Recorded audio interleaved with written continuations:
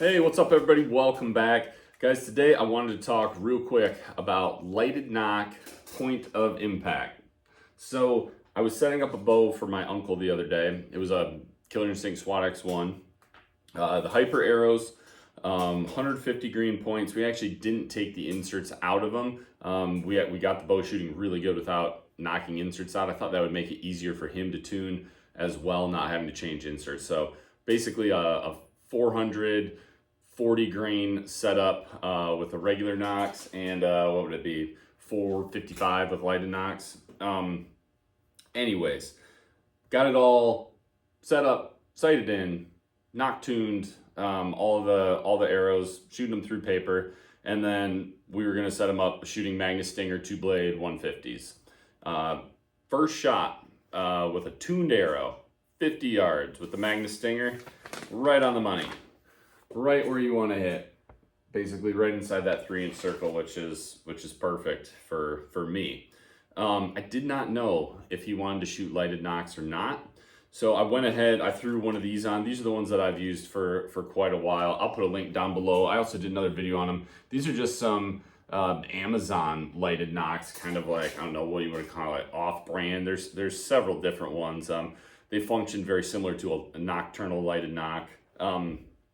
Put one of those on because you should always check your point of impacts with exactly what you're gonna hunt with. So I put one of these on, and at 50 yards, my point of impact left to right was almost exactly the same. But check that out, you guys. I shot 4¼ inches low at 50 yards by simply going to a lighted Nock. So that is something that you guys need to just be aware of. As you're setting up, you're hunting crossbow, you're hunting arrows, your broadheads, all that kind of stuff. And as you're practicing, make sure if you're going to shoot lighted Nocks, you know exactly where they hit with a broadhead.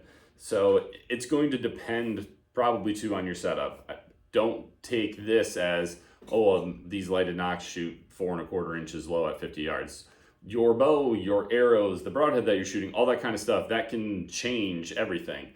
But I just want to make you guys aware that adding weight to the back of your arrow, the very back, which is going to take away the most FOC and change the balance of that system, is going to change your point of impact. So a regular Killer Instinct lighted Nock, I don't know if you guys saw it, I wrote it on here, is a 9-grain Nock, and then these lighted Nocks are 25 grains. So simply by adding 16 grains to the back of an arrow can change your point of impact that much. And the arrow still flew true. Like I said, left to right, it was, I mean, literally in the exact line of my first shot with the regular Nock. It just hit low.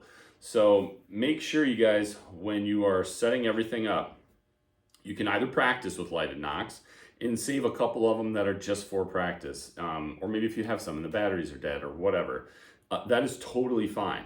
The only caution I would tell you is practicing with a lighted Nock is just know that because they're transparent, I don't exactly know what material they are, but they seem to be more brittle than just regular, white, black, whatever colored Nocks. They're definitely a different material. So you just got to keep an eye on them. If you shoot them a whole bunch, just make sure you're inspecting them for little hairline fractures, or you know how clear, or really like any plastic, how you can start to see kind of those white lines and stuff, some of those kind of like stress lines as the plastic is starting to deform or break down.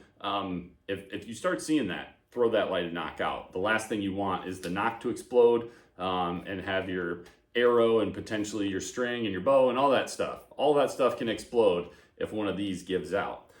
Really good tip from another person was simply, if you want to do this, I've never tried it, but I've honestly thought about it, is adding some weight to a regular Nock to simulate a lighted Nock.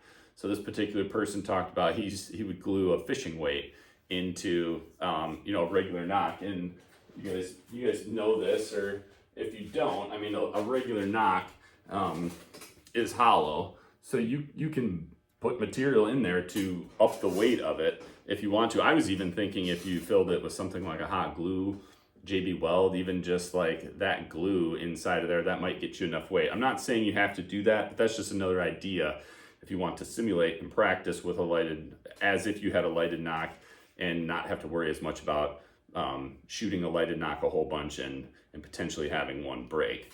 But really all of this is just a reminder that even making simple, small changes like swapping out a lighted nock can change your point of impact. Make sure you know with your exact hunting setup exactly where that arrow is going to shoot when, you know, the season comes around and the moment of truth arises, okay?